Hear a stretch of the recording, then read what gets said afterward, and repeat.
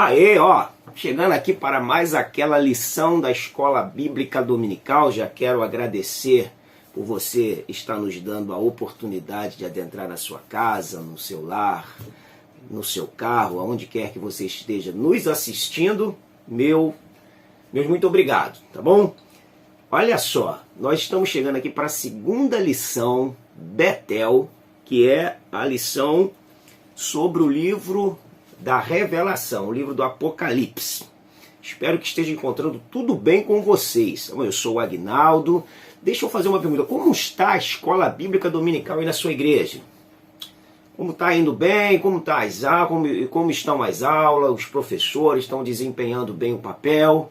É importante a gente saber, é importante a gente estar sempre fazendo essa análise, o professor também fazendo essa autoanálise de si, a superintendência acompanhando de perto esse papel aí da performance da Escola Bíblica Dominical.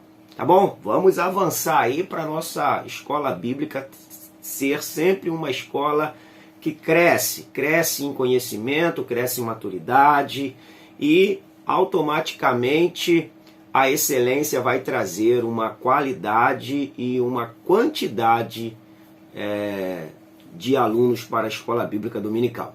Amém? Vamos à nossa aula de número 2. Tema da nossa aula é Apocalipse, a revelação de Jesus Cristo.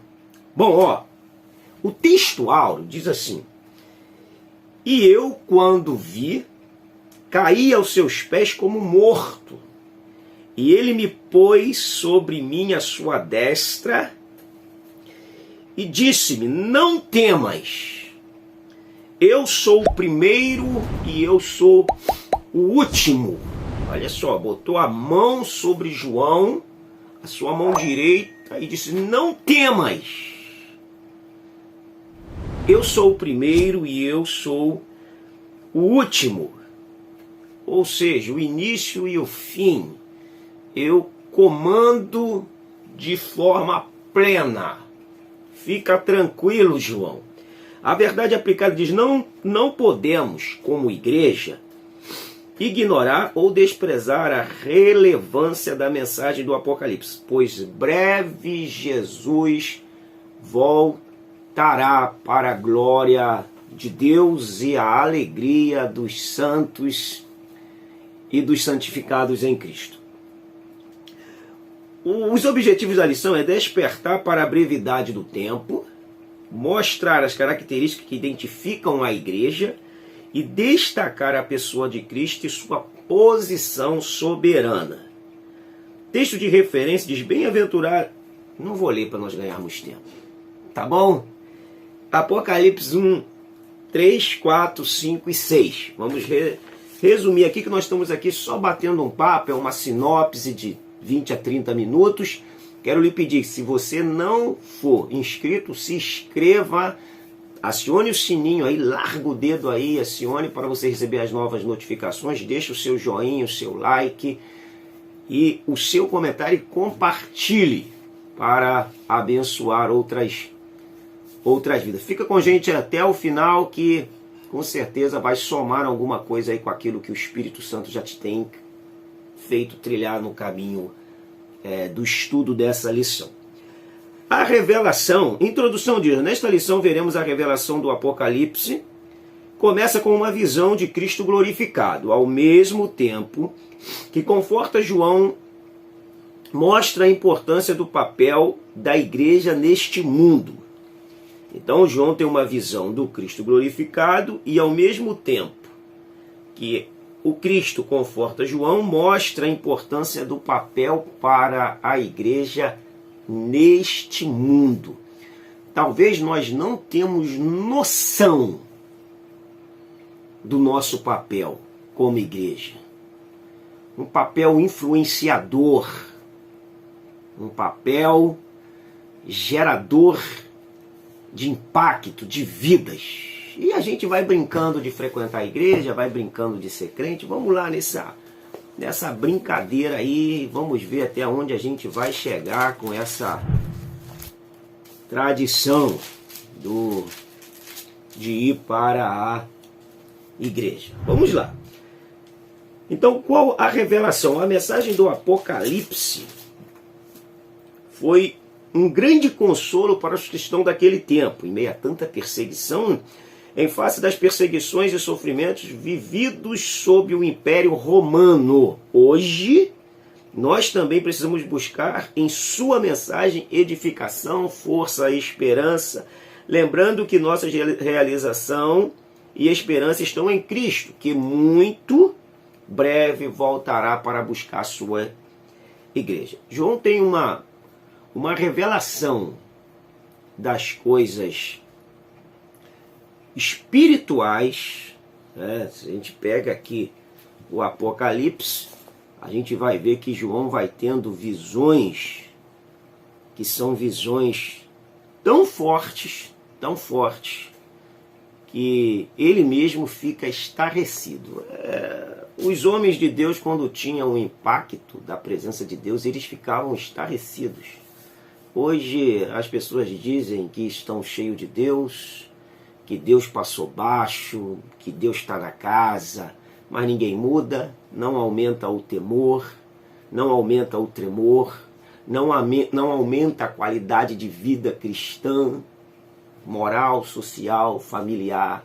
Eles só dizem que Deus está na casa, mas não há um impacto que gera mudança no seu padrão, no seu estilo de vida, com a presença do, entre aspas, o pai está na casa, o pai passou baixo, essas máximas que mais ludibriam o povo do que edifica na verdade. São muitas falsos ensinos.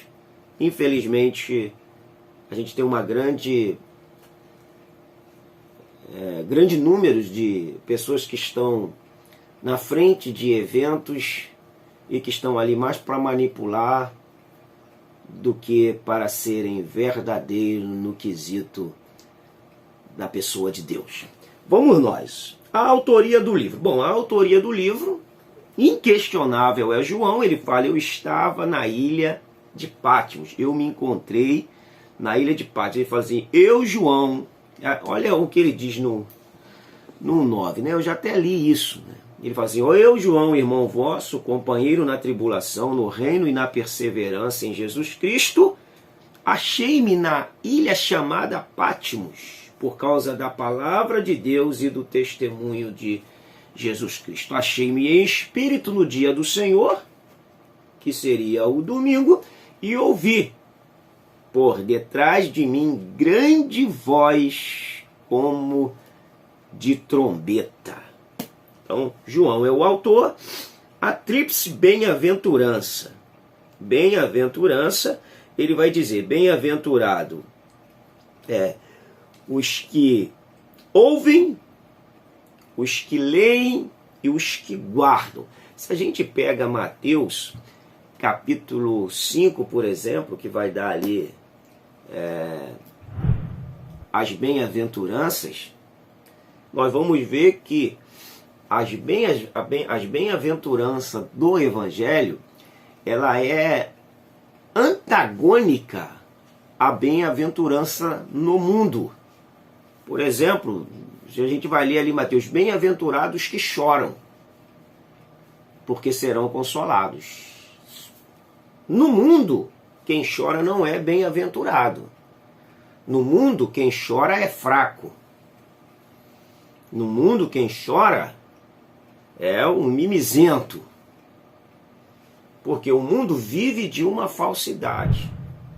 No Evangelho, quem chora, muitas das vezes, pela causa do Evangelho, essa pessoa, diante de Deus, é feliz. Bem-aventurados os misericordiosos, aqueles que pulsam o seu coração por uma miséria alheia e ajuda. Esses alcançarão misericórdia. No mundo hoje, onde se busca o poder, ser misericordioso para o mundo, muitas das vezes, é ser tido como o bobo da sociedade. Então, o Evangelho ele tem alguns teores que é paradoxal aquilo que você recebe, aquela instrução que você recebe do sistema mundano. Então, bem-aventurado, feliz é aquele que ouve, que guarda e que lê o livro da profecia. Bem-aventurado aquele que lê, aquele que ouve estas palavras e os que guardam estas coisas que nela, que na profecia estão escritas. Então, guardar, ouvir e falar. 3 verbos importantíssimos para quem serve a Deus. Por quê? Porque se você lê, estudando a palavra, se você ouve é perceber através dos sentidos da audição. Você ouviu, você percebeu, você deu atenção. Automaticamente isso vai causar um impacto de você. O ouvir é o diferente de escutar. Escutar é você dirigir a sua atenção para algo e de repente entra aqui e sai aqui. Ouvir é você perceber através dos sentidos da audição e isso desembocar numa ação processual de mudança de comportamento. Então, bem-aventurado é quem ouve. Por isso nós vamos ouvir sempre quando nós estivermos ouvindo a palavra, nós devemos ouvir. Quem escuta entra no ouvido e sai no outro. Quem ouve percebe-se o que está sendo dito e permite que isso impacte a sua vida, isso vai ser um fator positivo para que ele possa desembocar aí num cristianismo real. Então João, Deus está falando para João aqui, bem-aventurado é quem ouve. Por exemplo, se a gente lê Tiago, vamos ler Tiago capítulo 1, Tiago capítulo 1, versículo 22, diz assim, tornai-vos praticantes da palavra de Deus. Tornai-vos praticantes da palavra de Deus. E não somente ouvintes, enganando-vos a vós mesmos. Ou seja, ouviu, percebeu através dos sentidos, sabia que aquilo ali é fundamental, mas foi negligente, foi omisso. Então, receba a informação, perceba o fundamento dela e permita que ela faça mudança no seu comportamento. Vamos lá, a brevidade do tempo. O tempo é algo que passa muito rápido. Então, quando Daniel recebe de Deus a revelação concernente ao futuro de Israel e do mundo, Deus disse a ele, e tu, Daniel, fecha estas palavras e sela este livro até o fim. Porém, cerca de 600 anos depois do tempo do Novo Testamento, Deus diz para João, já é a última hora. O escritor aos Hebreus afirma que falta um pouquinho de tempo. Então, enquanto Daniel fecha o livro, João vê Jesus abrir o livro.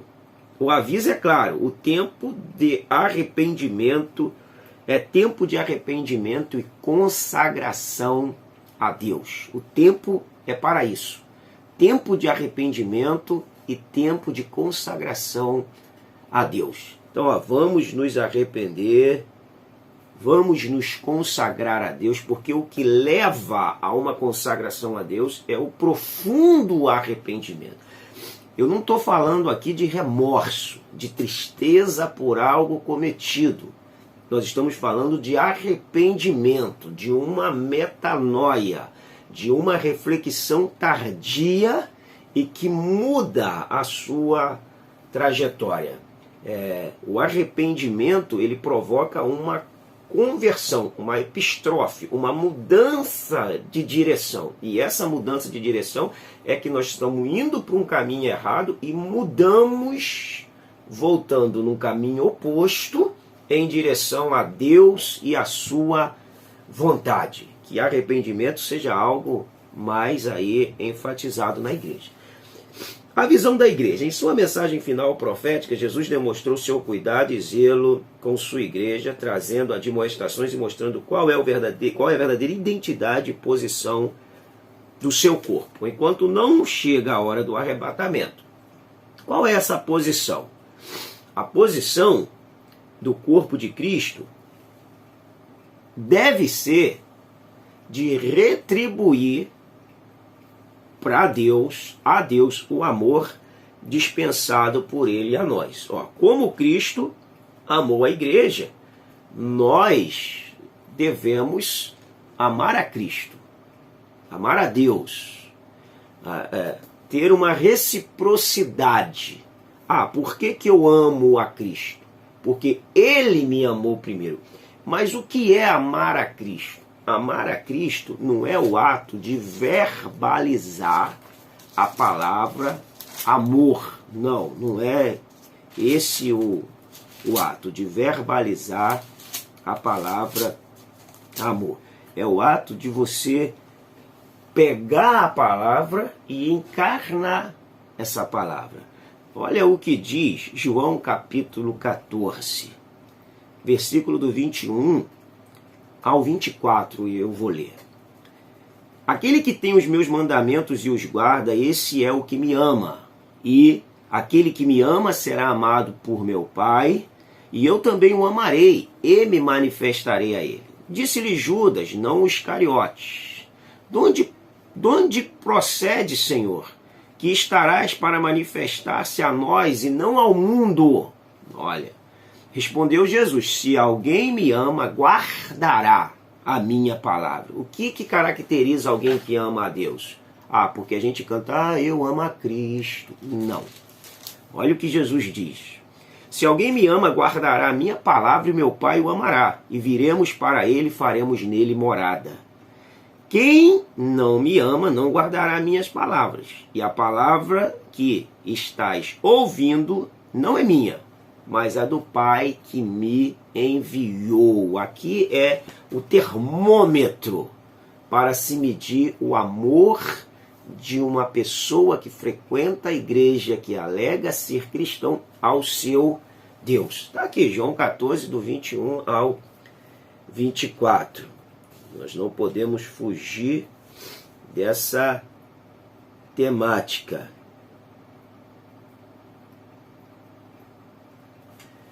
O 2:1 diz as 7 igrejas.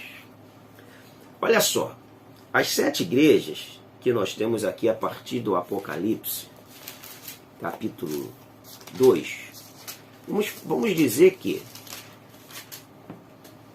há uma visão, há uma instrução específica para aquelas igrejas, há uma interpretação específica, mas também é uma interpretação geral. A Bíblia é muito assim. Há um contexto específico, foi dirigido àquela igreja, e há a aplicação geral. A aplicação é melhor. Há a aplicação específica e há a aplicação geral. Na aplicação específica, ele está falando aqui, vamos com a primeira igreja, a Éfeso. Na aplicação geral, também está falando para nós. São aqui 7 igrejas em cidades diferentes, com cultura diferente, com, de repente, doutrinas diferentes, com membros diferentes. Vê se isso não se encaixa com a gente. nós temos várias igrejas com vários pensamentos, com várias linhas teológicas e que provavelmente são representadas por essas 7 igrejas, sendo que 5 vão ser advertidas, mesmo que às vezes elogiada antes, e 2 vão ser elogiadas, que é Esmirna e Filadélfia. Mas ele começa com Éfeso. Ao anjo da igreja escreve. O anjo da igreja ali, o pastor, na etimologia anjo, o mensageiro, aquele que tem a mensagem para a igreja. Então, esse é o sentido, aquele que tem a mensagem para a igreja. Agora, o cabeça da igreja está dando a mensagem para o mensageiro, que estava sendo negligente. Estas coisas diz aquele que conserva na mão direita as 7 estrelas e que anda no meio dos 7 candeeiros de ouro. Olha, quem tem o domínio do corpo é o cabeça. Não é verdade? A cabeça comanda as ações do corpo. Aqui o cabeça é Cristo, só que às vezes o cabeça vai para um lado e aqui nós temos algumas funções que o corpo se desconecta, o que não deveria ser assim. E ele vai dizer para o que anda ali no meio da igreja. É Jesus, é ele que anda. Hoje, na representação do Espírito Santo. Ele continua andando no meio da igreja, dos castiçais. E ele diz: conheço as obras quanto ao teu labor, com a tua perseverança, e quero que podes suportar homens maus, e que puseste a prova o que a si mesmo se declaram apóstolos e não são. Olha só, essa igreja tinha até um critério legal. Ela tinha um cuidado. Tem alguns que diz apóstolos e não são. Trazer para nós. Tem alguns que se diz pastores e não são. O que você acha? Você acha que tem alguns que se diz pastores e não são?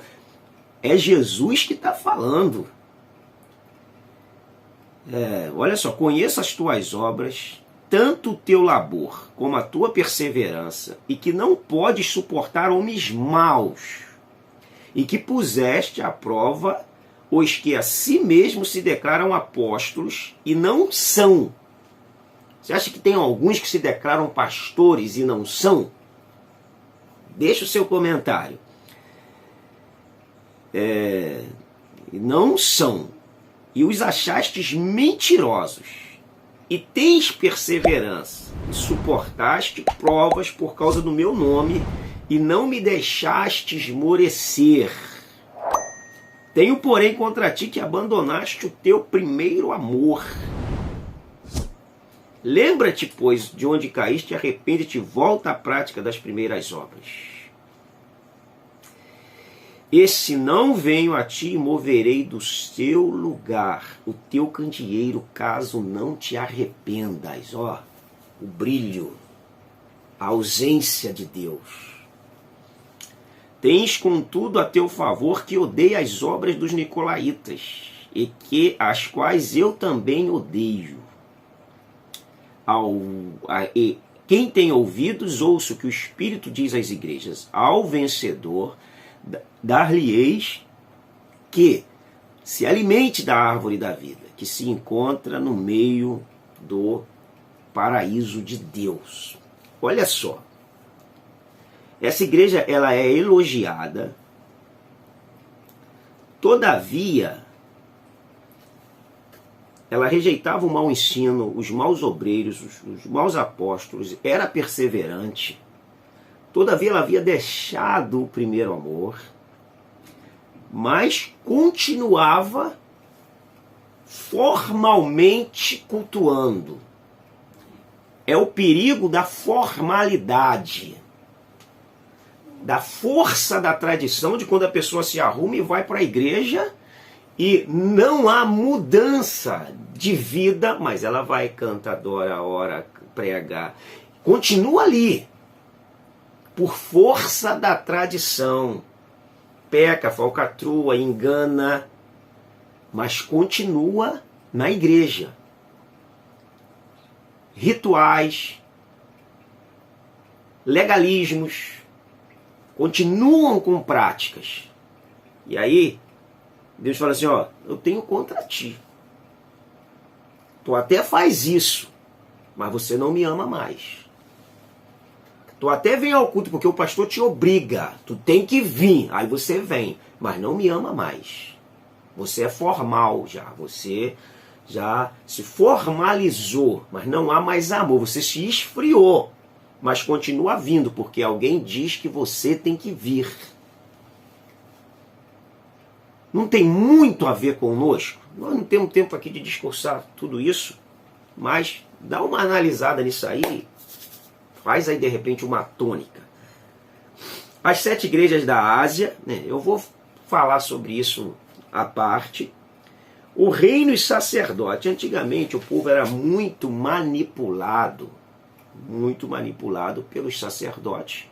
Eles se beneficiavam dessa manipulação.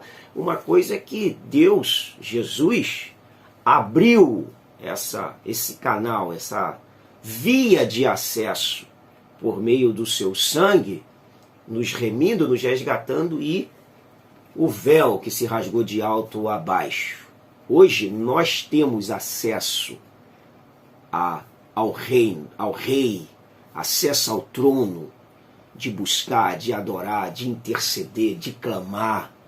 Já não precisamos mais mendigar o pão espiritual, que muito está acontecendo. As pessoas dentro da igreja mendigando o pão espiritual, sempre dependendo de oração, sempre dependendo de intercessão, sempre...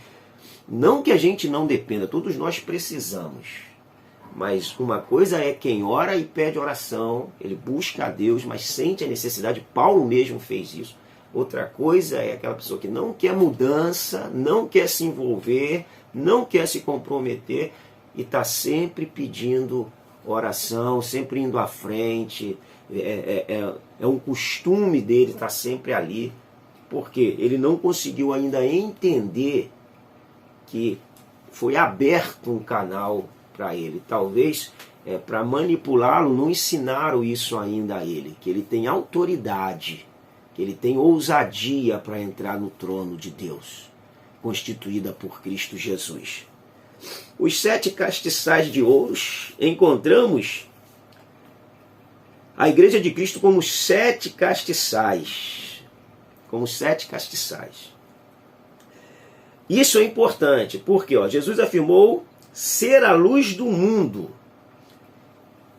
e deu esta mesma missão à sua igreja, para um mundo que jaz no maligno e que vive um verdadeiro apagão moral e espiritual em trevas, devemos cumprir nossa tarefa de ser luz.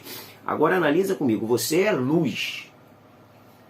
A lua, ela tem a luz do sol, né? Se a Terra estiver entre a lua fica a treva e a gente denomina isso cientificamente de eclipse.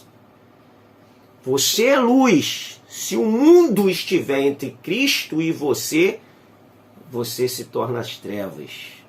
E olha, Jesus disse assim, que grandes trevas vocês serão se você estiver na igreja se mundanizando. Você não é uma lâmpada, você não é uma lâmpada, você é uma luz. Você não é uma lâmpada queimada, você não foi chamada para ser uma lâmpada apagada. Você é luz, você tem que resplandecer como astro, iluminar. Aonde chega a luz, a treva se dissipa. Onde chega a luz, a ausência de treva. A igreja, ele falou aqui, se não se arrepender, senão eu removerei o seu candeeiro. Você vai ficar apagada. Um caso bem clássico é Laodiceia. Laodiceia é um caso bem clássico. Vamos aqui para nós fecharmos aqui a visão de Deus. João na ilha de Patmos, a ilha de Patmos fez um bom para João porque ele viu os céus abertos, né? Aí nós temos aqui, a Trindade, né, que é o Deus Trino.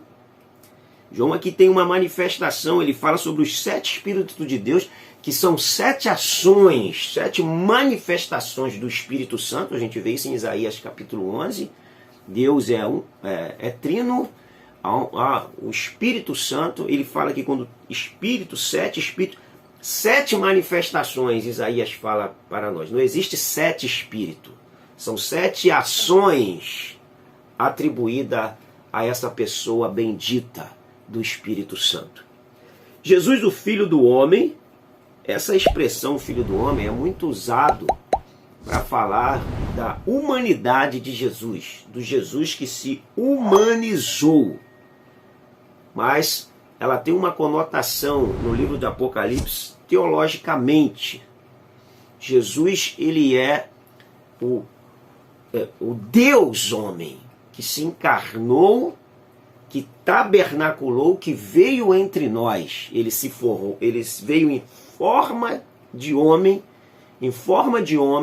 como Deus, ele trouxe Deus a nós. Como homem, ele levou homens para Deus. Então, se hoje nós somos salvos, é porque o Deus homem se nos elevou para Deus. Então, como Deus, ele trouxe Deus aos homens. Como homem, ele levou homens para Deus, morrendo na cruz como homem. E a visão de Cristo glorificado. Na visão de João, vemos as características de Cristo, vestido até os pés de um vestido comprido, fala do sacerdócio de Cristo, cingido no peito com um cinto de ouro, aponta para a sua justiça. Sua cabeça e cabelos eram brancos como a branca neve, mostra a sua honra e a sua eternidade, e fala também da sua onisciência, seus olhos como chama de fogo, o poder de penetrar, o poder de ver. Pode estar oculto de mim, pode estar oculto de você, pode estar oculto do pastor, mas não estar oculto de Deus. Bom, fechando aqui o nosso resumo, aprendemos nesta lição sobre a relevância de estarmos atentos à mensagem de Cristo à sua igreja, a revelação sobre o Deus unitrino e o que fez por nós e quem somos para Deus. Fica aqui os nossos agradecimentos ao Pai, ao Filho, ao Espírito Santo, ao Deus que nos ajuda. A Ele toda a honra, toda a glória, que o Espírito Santo possa te ajudar. E você vá na oração, vá na busca, vá no compromisso com Deus e que Deus te use poderosamente. Amém? Um grande abraço, fica com Deus, até a nossa próxima terceira aula do Apocalipse lição Betel. Até lá, hein? Um grande abraço.